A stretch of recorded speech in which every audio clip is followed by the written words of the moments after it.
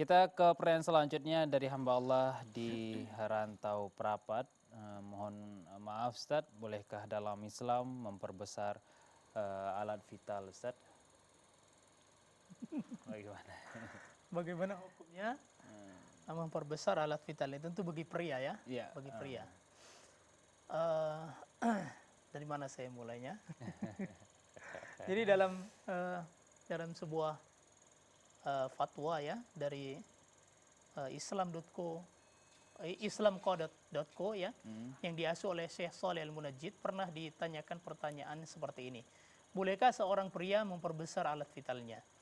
Maka dari pernyataan-pernyataan tersebut, dari isi yang ada di artikel tadi, kemudian saya mengambil kesimpulan bahwa seorang pria boleh memperbesar alat vitalnya dengan 4 syarat. Apabila keempat syarat ini tidak terpenuhi, maka tidak boleh memperbesar alat vitalnya.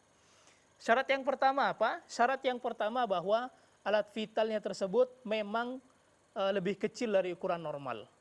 Kemudian mengganggu keharmonisan rumah tangga berdasarkan rekomendasi dari dokter serta tidak membahayakan dirinya. Apabila terpenuhi keempat perkara ini, maka boleh bagi seseorang untuk memperbesar alat vitalnya. Ya, sebagian para ulama menyatakan tidak boleh melalui jalur operasi, hanya boleh melalui jalur obat-obatan.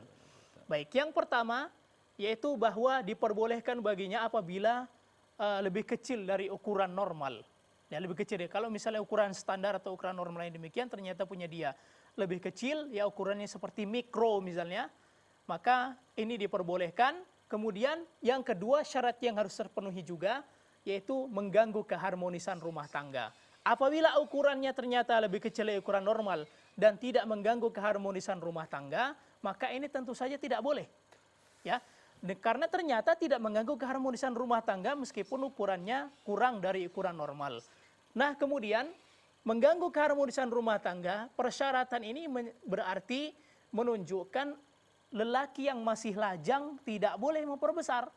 Karena tidak tahu apakah dengan ukuran tersebut mengganggu atau tidak keharmonisan rumah tangganya. Ya, berarti harus menikah terlebih dahulu. Ya. Kemudian yang ketiga harus berdasarkan petunjuk dari dokter. Ya, kalau misalnya dokter menyatakan dengan kondisi Anda tidak mungkin diperbesar. Karena bisa jadi misalnya seperti disuntik silikon, akhirnya malah menjadi berbahaya. Bahkan nanti bisa diamputasi, tidak memiliki alat kelamin lagi. Ya, berbahaya. Atau bisa jadi mungkin bisa mengakibatkan impoten permanen misalnya atau mengganggu kesuburan dan lain-lain, maka harus berdasarkan rekomendasi dari dokter dan tidak membahayakan dirinya. Ya, kalau membahayakan seperti yang disebutkan tadi, ini tentu tidak diperbolehkan. Ya, apabila terpenuhi keempat persyarat ini, saya menyatakan keempat persyarat ini semua harus terpenuhi, bukan salah satunya.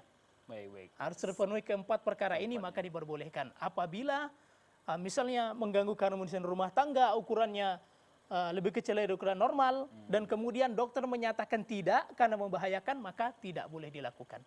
Dan syarat selanjutnya seperti yang disebutkan tadi, hendaknya tidak melalui proses operasi, ya, tetapi melalui obat-obatan. Ini menurut sebagian para ulama. Wallahu ta'ala a'lam.